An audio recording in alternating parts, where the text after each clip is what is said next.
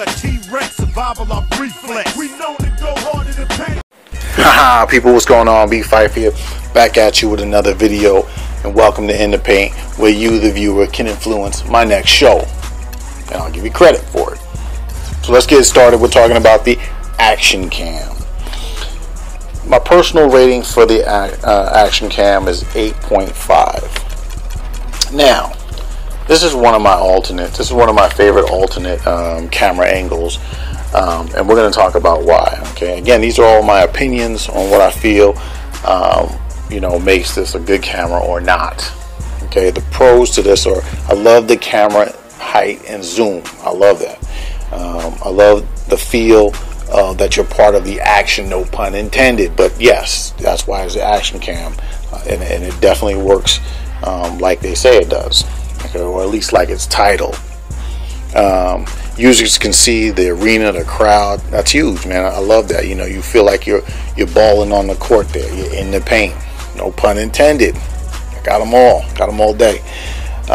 Another thing is you can appreciate the plays and the animations when they unfold.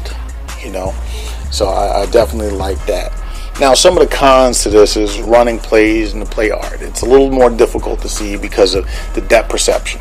Because you're on the floor, you're not going to be able to see a cut down in the post or the play art that's down in the post or what the guy is supposed to do on the floor.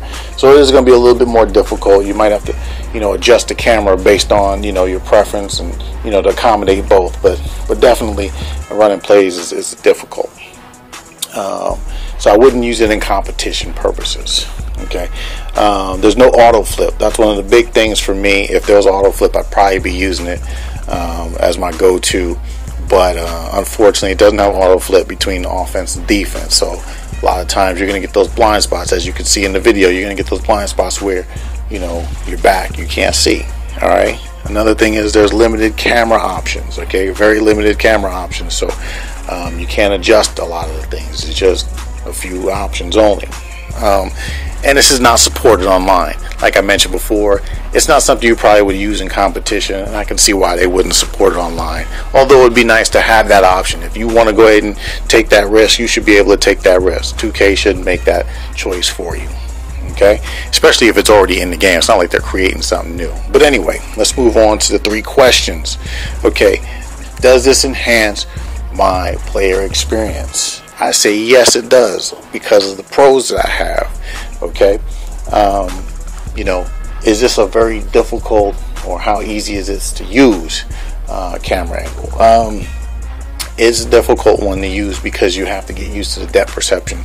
You can't see the play art, you can't run plays, so that definitely makes a challenge right there, and you can't see all of your players at once. Okay, so number 2, I would say yeah, because of the limitations on views, it does make it a difficult and more challenging. 3, is this a functional camera? I think it is. I think other than if there was a flip to this, then I would actually roll with it. If there was auto flip to it, I would actually roll with it. So anyway, again, if you missed some information, check out the previous video where I'm talking about the commonalities, and I'll see you next time.